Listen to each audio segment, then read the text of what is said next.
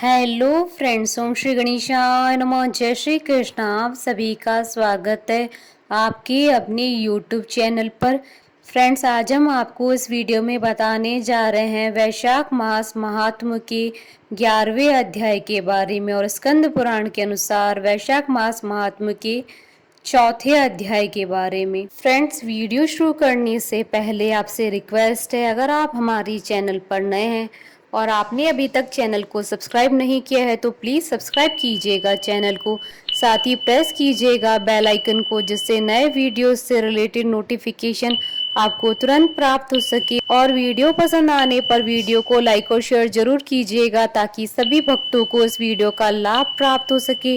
और comment box में जय श्री कृष्णा जरूर लिखिएगा। वैशाख मास महात्म सब प्रकार के विघ्नों का नाश करने वाले तथा सारी सृष्टि का पालन करने वाले श्री गणेश जी तथा ज्ञान के दाता देवी श्री सरस्वती जी तथा सब पुराणों के कर्ता श्री व्यास जी तथा श्री गुरुदेव जी के चरण कमलों में नमस्कार करके भगवान की श्रद्धा और भक्ति रस में डूबे हुए वैशाख मास महात्म्य की कथा कहती हूँ। महर्षि वशिष्ठ के उपदेश से राजा कीर्तिमान का अपने राज्य में वैशाख मास के धर्म का पालन कराना और यमराज का ब्रह्मा जी से राजा के लिए शिकायत करना।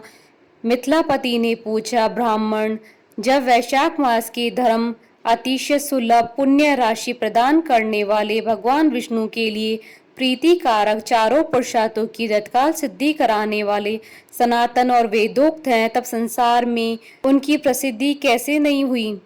श्रुतदेव जी ने कहा, राजन, इस पृथ्वी पर लौकिक कामना रखने वाले ही मनुष्य अधिक है। उनमें से कुछ राजस और कुछ तामस हैं। वे लोग इस संसार के भोगों तथा पुत्र पौत्र आदि संपदाओं की ही अभिलाषा रखते हैं। कहीं किसी प्रकार कभी बड़ी कठिनाई से कोई एक मनुष्य ऐसा मिलता है जो स्वर्ग लोक के लिए प्रयत्न करता है और इसलिए वह यज्ञ आदि पुण्य कर्मों का अनुष्ठान बड़े प्रयत्न से कराता है, परंतु मोक्ष की उपासना प्राय कोई नहीं करता। तुच्छ आशाएं लेकर बहुत से कर्मों का आयोजन करने वाले लोग प्राय काम्य कर्मों के ही उपासक है। यही कारण है कि संसार में राजस और तामस धर्म अधिक विख्यात हो गए हैं, परंतु सात्विक धर्मों की प्रसिद्धि नहीं हुई।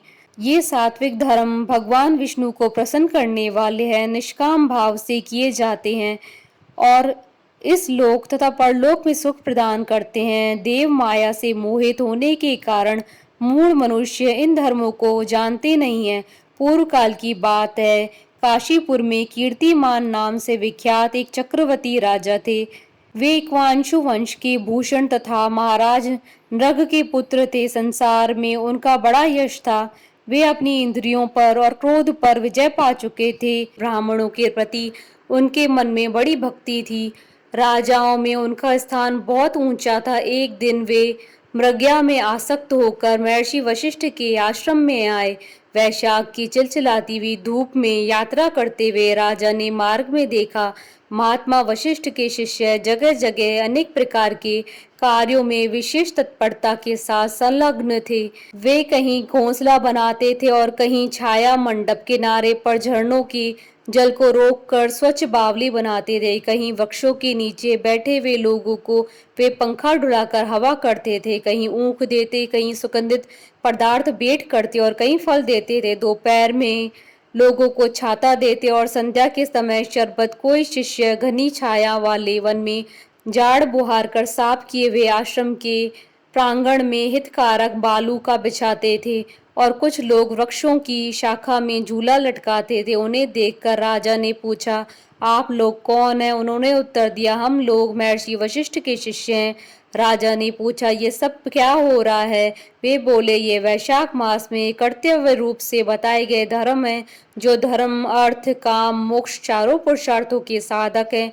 हम लोग गुरुदेव वशिष्ठ की आज्ञा से इन धर्मों का पालन करते हैं। राजा ने पुनः पूछा, इनके अनुष्ठान से मनुष्य को कौन सा फल मिलता है? किस देवता की प्रसन्नता होती है? उन्होंने उत्तर दिया, हमें इस समय यह बताने के लिए अवकाश नहीं है। आप गुरुजी से ही यथोचित प्रश्न कीजिए। वे महायशस्वी महर्षि इन धर्मों के यथार्थ रूप को जानते हैं। शिष्यों से ऐसा उत्तर पाकर राजा शीघ्र ही महर्षि वशिष्ठ के पवित्र आश्रम पर, जो विद्या और योग शक्ति से संपन्न था, गए। राजा को आते देख महर्षि वशिष्ठ मन ही मन बड़े प्रसन्न हुए। उन्होंने सेवकों सहित महात्मा राजा का विधि पूर्वक आतिथ्य सत्कार किया। जब वे आराम से बैठ गए तब गुरु वशिष्ठ से प्रसन्नता पूर्वक बोले, भगवान, मैंने मार्ग में आपके शिष्यों द्वारा परम आश्चर्य शुभ कर्मों का अनुष्ठान होते देखा है, किंतु उनके संबंध में जब प्रश्न किया तब उन्होंने दूसरी कोई बात न बताकर आपके पास जाने की आज्ञा दी। उनकी आज्ञा के अनुसार मैं इस समय आपके समीप आया हूँ। मेरे मन में उन धर्मों को सुनने की बड़ी इच्छा है, अतः आप मुझसे उनका वर्णन करें। तब माँ यशस्वी वशिष्ठ जी ने प्रसन्नता पूर्वक कहा, हे राजन, तुम्हारी बुद्धि को उत्तम शिक्षा मिली है, अतः उसने यह उत्तम निश्चय किया है, भगवान विष्णु की कथा की श्रवण और भगवत मार्ग के अनुष्ठान में जो तुम्हारी बुद्धि की अत्यंतिक प्रवृत्ति हुई है, यह तुम्हारे किसी पुण्य का ही फल है, जिसने वैशाख मास में बताए हुए महाधर्म के द्वारा भगवान श्री हरि की आराधना की है। उसके उन धर्मों से भगवान बहुत संतुष्ट होते हैं और उसे मनोवांछित वस्तु प्रदान करते हैं। संपूर्ण जगत के स्वामी भगवान लक्ष्मीपति समस्त पाप राशि का विनाश करने वाले हैं। वे सूक्ष्म धर्म से प्रसन्न होते हैं, केवल परिश्रम और धन से नहीं। भगवान विष्णु भक्ति से पूजित होने पर अभीष्ट वस्तु प्रदान करते हैं, इसलिए सदा भगवान विष्णु की भक्ति करनी चाहिए। जगदीश्वर श्री हरि जल से भी पूजा करने पर अशेष क्लेश का नाश करते हैं और शीघ्र प्रसन्न होते हैं। वैशाख मास में बताए हुए ये धर्म थोड़े से परिश्रम द्वारा साध्य होने पर भी भगवान विष्णु के लिए प्रीति कारक एवं शुभ होने के कारण अधिक व्यय से सिद्ध होने वाले बड़े बड़े यज्ञादि कर्मों के भी तिरस्कार करने वाले हैं। अतः हे भूपाल, तुम भी वैशाख मास में बताए हुए धर्मों का पालन करो और तुम्हारे राज्य में निवास करने वाले अन्य सब लोगों से भी उन कल्याणकारी धर्म का पालन करवाओ। इस प्रकार से वैशाख मास के धर्म के पालन की आवश्यकताओं को शास्त्रों युक्तियों से भली भांति सिद्ध करके वशिष्ठ जी ने वैशाख मास के सब धर्मों का राजा के समक्ष वर्णन किया। उन सब धर्मों को सुनकर राजा ने गुरु का भक्ति भाव से पूजन किया और घर आकर वे सब धर्मों का विधि पूर्वक पालन करने लगे। देवादिदेव भगवान विष्णु में भक्ति रखते हुए राजा कीर्तिमान देवेश्वर पद्मनाभ के अतिरिक्त और किसी देवताओं को नहीं देखते थे। उन्होंने हाथी की पीठ पर नगाड़ा रखकर सिपाहियों से अपने राज्य भर में डंके की चोट पर यह घोषणा करवा दी कि मेरे राज्य में जो 8 वर्ष से अधिक आयु वाला मनुष्य है, उसकी आयु जब तक 80 वर्ष की न हो जाए तब तक मेष राशि में सूर्य के स्थित होने पर यदि वह प्रातःकाल स्नान नहीं करेगा तो मेरे द्वारा दंडनीय, वध्य और राज्य से निकाल देने योग्य समझा जाएगा। यह मेरा निश्चित आदेश है। पिता, पुत्र, पत्नी अथवा सुहृद जो कोई भी वैशाख धर्म का पालन नहीं करेगा वह चोर की भांति दंड का पात्र समझा जाएगा। प्रातःकाल शुभ जल में स्नान करके श्रेष्ठ ब्राह्मणों को दान करना चाहिए। तुम सब लोग अपनी शक्ति के अनुसार घोंसला और दान आदि धर्मों का आचरण करो। राजा कीर्तिमान ने प्रत्येक ग्राम में धर्म के उपदेश करने वाले एक ब्राह्मण को बसाया। 5-5 गांवों पर एक एक ऐसे अधिकारी की नियुक्ति की जो धर्म का त्याग करने वालों को दंड दे सके। उस अधिकारी की सेवा में 10-10 घुड़सवार रहते थे। इस प्रकार चक्रवर्ती नरेश के शासन से सर्वत्र और सब देशों में यह धर्म का पौधा प्रारंभ हुआ और आगे चलकर खूब बड़े हुए वृक्ष के रूप में परिणित हो गया। उस राजा के राज्य में जो लोग मर जाते थे वे भगवान विष्णु के धाम में जाते थे। वहां के मनुष्य को विष्णु लोक की प्राप्ति निश्चित थी।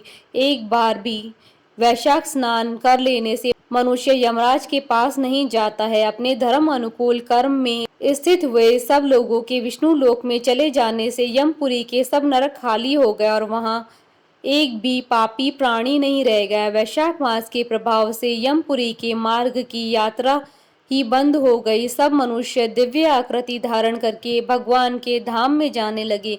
देवताओं के जो लोक हैं वे सब भी शून्य हो गए। स्वर्ग और नरक दोनों के शून्य हो जाने पर एक दिन नारद जी ने धर्मराज के पास जाकर कहा, धर्मराज, आपकी इस नरक में अब पहले जैसा कोलाहल नहीं सुनाई पड़ता है। पहले की भांति पाप कर्मों का लेखा भी नहीं लिखा जा रहा है। चित्रगुप्त जी तो ऐसे मौन भाव से बैठे हुए हैं जैसे कोई मुनि हो। महाराज, इसका कारण तो बताइए।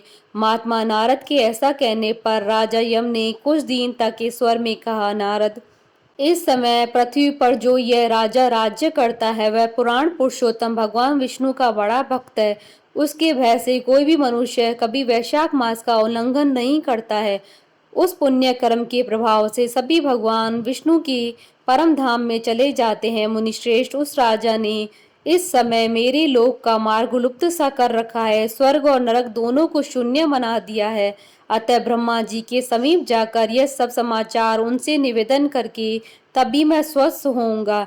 ऐसा निश्चय करके यमराज ब्रह्मा जी के लोक में गए और वहां बैठे हुए उन ब्रह्मा जी का दर्शन किया जिनका आश्रय ध्रुव है, जो इस जगत के बीज तथा सब लोकों के पितामह हैं और समस्त लोकपाल, दिक्पाल तथा देवता जिनकी उपासना करते हैं। ब्रह्मा जी ने यमराज को देखा और यमराज ब्रह्मा जी के आगे पृथ्वी पर गिर पड़े। फिर यमराज ने कहा, कमलासन काम में लगाया हुआ जो पुरुष स्वामी की आज्ञा का ठीक ठाक पालन नहीं करता है और उसका धन लेकर भोगता है, वह काटक पीड़ा होता है। जो बुद्धिमान मनुष्य लोभ व स्वामी का धन उपभोग करता है वह 300 कल्पों तक त्रियग योनि रूप में नरक को जाता है। जो कार्यों में नियुक्त हुआ पुरुष कार्य करने में समर्थ होकर भी अपने घर में बैठा रहता है वह बिलाव होता है। देव, मैं आपकी आज्ञा से धर्म पूर्वक प्रजा का शासन करता आ रहा हूँ। मैं अब तक मुनि और धर्म शास्त्रों की कथा अनुसार पुण्यात्माओं को पुण्य फल से और पापात्मा को पाप की फल से संयुक्त किया करता था, परंतु अब आपकी आज्ञा का पालन करने में मैं असमर्थ हो गया हूँ। कीर्तिमान के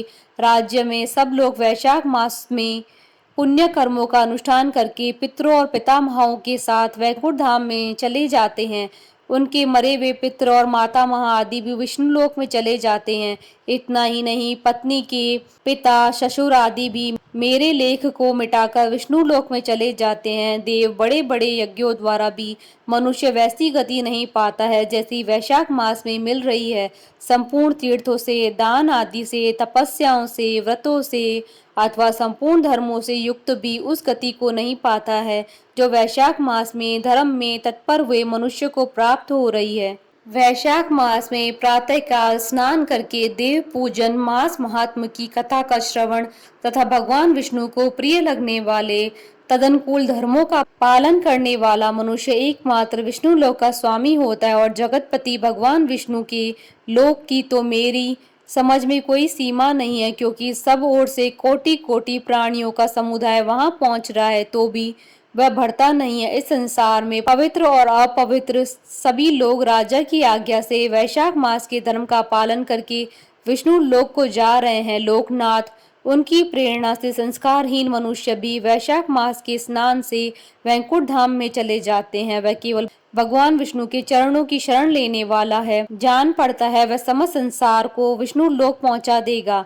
जो पुत्र धर्म, अर्थ, काम और मोक्ष के प्रतिकूल चलता हो वह पृथ्वी पर माता के पेट से पैदा हुआ रोग है।